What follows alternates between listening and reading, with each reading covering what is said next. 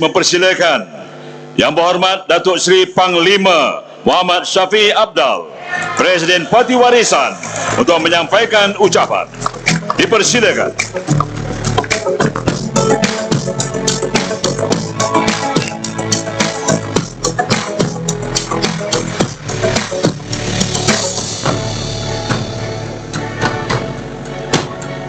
Bismillahirrahmanirrahim.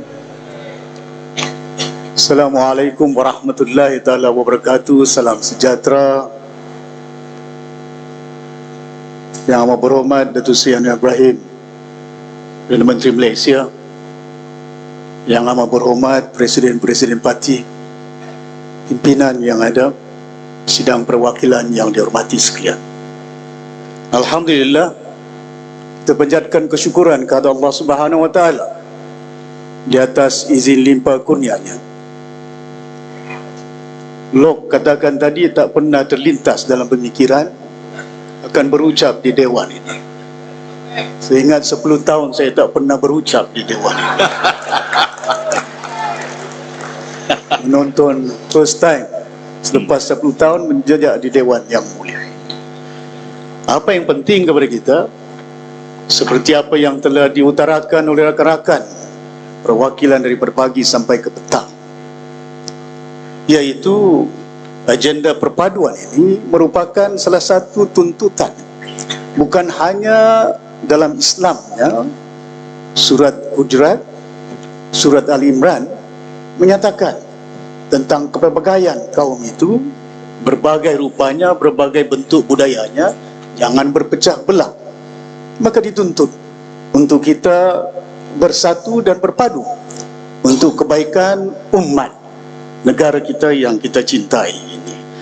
Maka dengan itu pihak warisan dari awal, Yang Amat Berhormat Datuk Seri Anwar Ibrahim pun faham dan tahu, daripada pilihan raya ke-14 sampai pilihan raya ke-15, kita memberi sokongan yang tidak pernah berbelaga bagi untuk menyatakan bahawa bila berlaku, contohnya dari segi peralihan kuasa Perdana Menteri yang ke-7, dan kita konsisten dalam pendirian kita, iaitu suara rakyat yang ada di peringkat akar umbi perlu dihormati. Seperti apa rakan saya Datuk Lok katakan tadi, mandat tidak ada, hang parlimen. Selepas itu maka bertitalah tuanku. Bila tuanku bertita untuk membolehkan supaya ada kepaduan yang tidak pernah berlaku dalam negara kita. Tidak sampai 4 tahun 3 Perdana Menteri berlaku, dan keadaan ini menjejaskan kehidupan umat di peringkat akar umbi. Rasanya bukan mudah bagi kita untuk meluahkannya, tapi kalau kita masuk kampung ke kampung, bayangkan kehidupan mereka bukan dalam keadaan yang selesa. Kita menjadi ahli yang berhormat, beramal, bukan berpangkat, bukan berkaya. Diperingatkan ini sebahagian daripada janji kita selaku umat Islam, inna salati wa nusuki wa mahyaya wa mamati lillahi rabbil alamin. Tapi namun kadang-kadang umat itu lupa pegangannya, janjinya setiap salat yang ada itu. Kenapa? Di situ juga dituntut supaya kepaduan yang ada.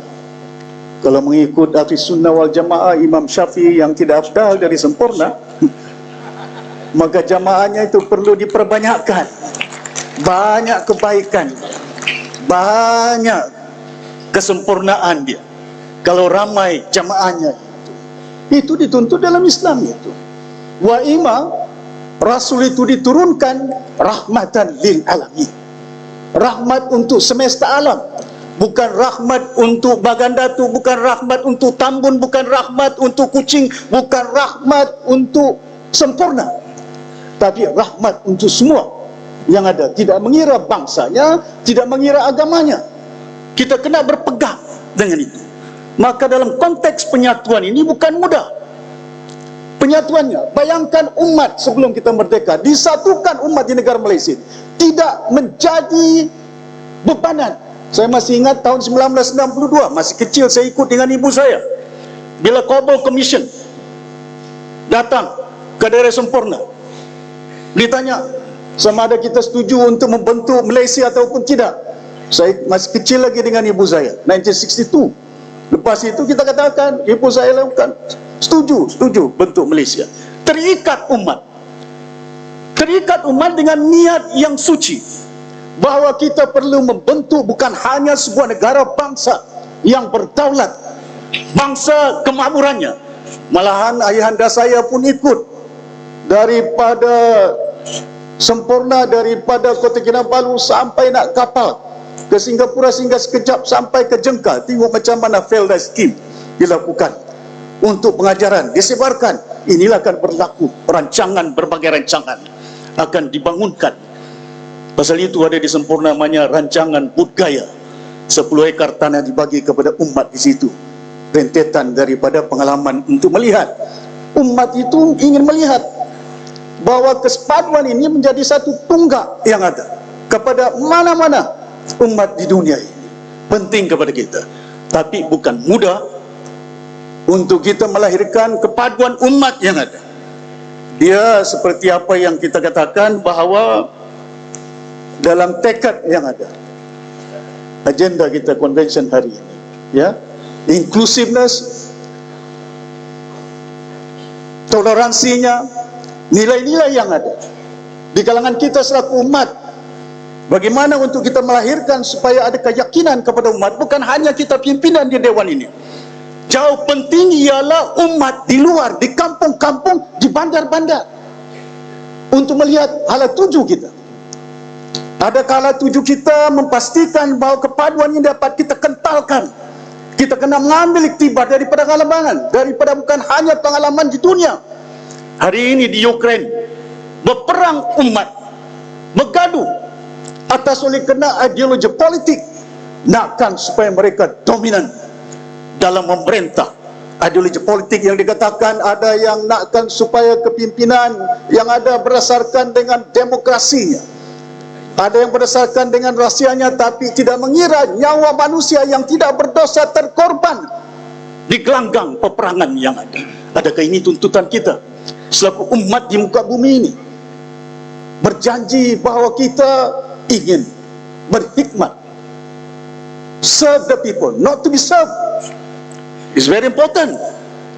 Bukan dihidangkan, kita menghidangkan peringkatan amalan kita kepada umat di peringkat akar umbi. Kalau itu pegangan kita, insyaAllah saya yakin kita dapat lahirkan satu bangsa, satu negara yang berpadu, yang tidak mengira bangsanya, tidak mengira keturunannya. Tapi seperti yang saya sebutkan, yang penting kepada kita mesti ada sifat toleransinya, mesti ada sifat pengorbanannya. Bukan mudah nak berkorban ini, ya. Terkadang itu kita datang dari Sabah itu, yang amat berhormat Datuk Seri, jauh itu, bukan hanya jauh, maka tiketnya juga ada tulok tinggi itu. Pengorbanan, toleransinya penting kepada kita. Inclusiveness ini di antara perkara nilai-nilai yang perlu kita terapkan di kalangan kita pimpinan yang ada. Tapi ini diikat dengan keikhlasan. Tidak akan berlaku inclusiveness, tidak akan berlaku amalan-amalan seperti yang kita katakan, supaya pembahagian kekayaan itu serata yang diberikan. But there must be sincerity in our heart. Dalam jiwa kita selaku seorang pemimpin, insya-Allah saya yakin ini akan melahirkan satu keadaan yang boleh meletakkan Malaysia sebagai sebuah negara yang aman dan makmur. Tadi signal dah bagi dah. Sebenarnya ingatkan parlimen cuma berapa minit saja berucap. Banyak terkandung dalam pemikiran saya.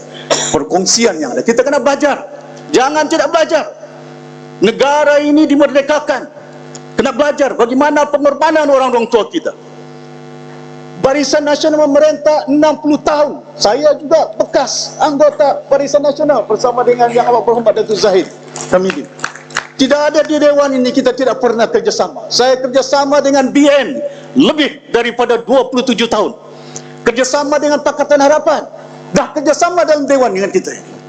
Tapi apa yang penting kepada kita, seperti yang saya nyatakan, ikatannya, keikhlasan itu menjadi satu tunggak untuk membolehkan agar umat di peringkat akar bumi ini akan dapat kita jayakan.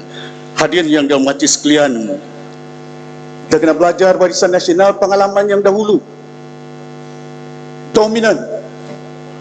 Bila kita merdeka, alhamdulillah, kemuncaknya kita meletakkan negara kita sebagai new tiger, developing nation yang ada. Kena ada kepaduan, ada kekuatan dia. Waktu itu MCA pun kuat, gerakan pun kuat, MIC pun kuat, UMNO pun kuat. Tapi bagaimana perjalanan pemerintahan itu akhirnya bukan hanya oleh kerana dominan itu berlaku sehingga menjejaskan MIC, MCA, gerakan. Lepas itu UMNO juga turut tumbang dalam pemerintahan. Maka perlu perkongsian. Kita belajar daripada zaman yang berlalu untuk kita perbaiki. Ini kan 19 gabungan parti yang ada. Dahulu 14 saja, Abang Mat. Hari ini 19. Tapi jangan keadaannya sangsi. Datuk Seri, saya sebagai seorang insan manusia, very sincere. Saya nekat kalau saya katakan seumpama itu kita kerjasama dengan sebaik mungkin untuk negara seperti apa yang dikehendaki, ya, oleh umat di peringkat negara ini. Jadi saya dah dibagi amaran, banyak nak berucap, tapi banyak perkara yang saya nak sampaikan. Apa yang penting kepada kita, gabungannya itu perlu belajar. Dahulu kita di Sabah bergabung dengan ASNO, Barisan Nasional. Berjaya juga kita bergabung. Hari ini tinggal sejarah ASNO itu. Tan Sri Pandekar presiden, my brother dia, tinggal sejarah ASNO itu, satu kursi pun tidak ada. Begitu juga berjaya, begitu juga yang lain. Tapi kita kena belajar bagaimana the stronger member of the family. Kalau dalam keluarga ada seorang yang handicap, bantulah handicap. Jangan lihat oleh kerana handicapnya. Kita seorang yang harus saling bantu-membantu. Dan kita terjemahkan, yang akan menonton kita ialah umat 40 juta di negara ini, bahawa inilah sebuah pemerintahan insya-Allah akan boleh meletakkan negara kita di landasan yang sepatutnya. Terima kasih banyak. Banyak perkara yang saya nak sampaikan, masa dah waktunya. Biasa saya berucap di sini kadang-kadang speaker, ya, tak menggalakkannya. Ya, saya ingat masih kawan-kawan berucap pun tahun 2014, saya ingat 13. Naik presiden duduk tak bagi ucapan.